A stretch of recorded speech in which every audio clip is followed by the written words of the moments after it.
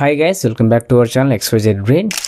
AP intermediate సంబంధించి second year physical science question paper చూడండి. ఇది ఒక వెరీ ఇంపార్టెంట్ పేపరు. సో ఎందుకంటే ఒక 2-3 సెట్లు వచ్చేసి పిల్లలకి ప్రిపరేషన్ కోసం ప్రొవైడ్ చేస్తున్నారు. సో అందులో భాగంగా నేను ఒక పేపర్ అనేది మీకు ఇస్తున్నా. ఇది మేబీ లాస్ట్ ఇయర్ పేపర్ ఇది. సో ఆఫ్ కోర్స్ చాలామంది దగ్గర ఉండొచ్చు. ఇది ఎవరికంటే కొంతమందికి అసలు బుక్స్ కూడా ఉండవు కొంతమందికి.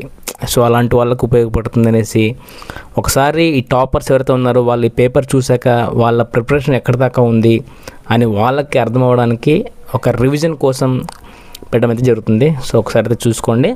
అండ్ ఒక చిన్న రిక్వెస్ట్, మీరు మొత్తం పేపర్ చూశాక ఎంత పర్సెంటేజ్ చేయగలుగుతున్నారు, ఐ మీన్ 70%, 80% అనేది కమెంట్స్లో కమెంట్ చేయండి. అలాగే మీ పేరు, మీ ఊరి పేరు కమెంట్ చేయండి. సో నాకు ఒక ఐడియా వస్తుంది ఎక్కడ దాకా వెళ్తున్నాం మన వీడియోలు అనేసి. And don't forget to subscribe our channel. And మీకు ఇలాంటి మరిన్ని అప్డేట్స్తో పాటు మెటీరియల్స్ కూడా అయితే ఫ్రీగా ఇవ్వడం జరుగుతుంది. అండ్ ఇక లేట్ చేయకుండా చూస్తే కనుక ఫిజికల్ సైన్స్ సంబంధించి ఇంటర్మీడియట్ సెకండ్ ఇయర్ పేపర్ చూడండి. So maximum marks 60 marks. దీంట్లో మీకు సెక్షన్ ఏలో మొత్తము 10 క్వశ్చన్స్ ఉంటాయి. Each question carry 2 marks. 10 2 20 చూడండి.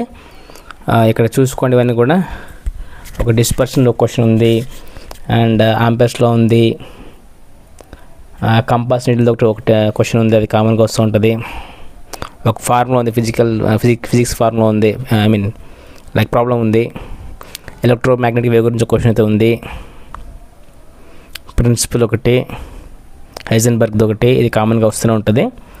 And NAND and AND gate అది చూసుకోండి.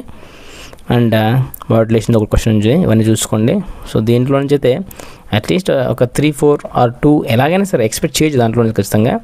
అండ్ సెక్షన్ B చూస్తే కనుక సో మొత్తం 8 క్వశ్చన్స్ ఉంటాయి. దీంట్లో మీరు రాసిన క్వశ్చన్లు ఓన్లీ 6 అనమాట. మిగతా వాటిని చాయిస్ వదిలేయచ్చు.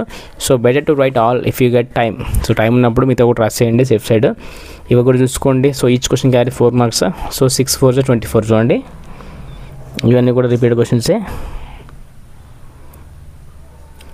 ఇవి చూసుకోండి. అండ్ సెక్షన్ Cలో సో మొత్తం మీకు 3 క్వశ్చన్లు ఉంటాయి. దాంట్లో మీరు ఏవైనా 2 రాసినట్టు చూడండి.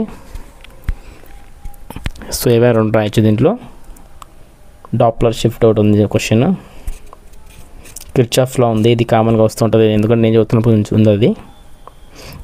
Radio activity.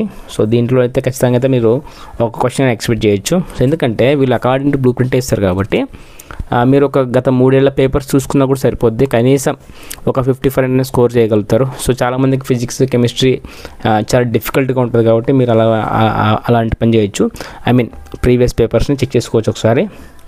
ఈ టాపర్స్ ఎవరైతే ఉన్నారో వాళ్ళు మీ ప్రిపరేషన్ ఎంత దాకా ఉంది అని కమెంట్ చేయండి. అలాగే పేపర్ ఈజీగా ఉందా, మోడరేట్గా ఉందా కూడా నాకు చెప్పండి.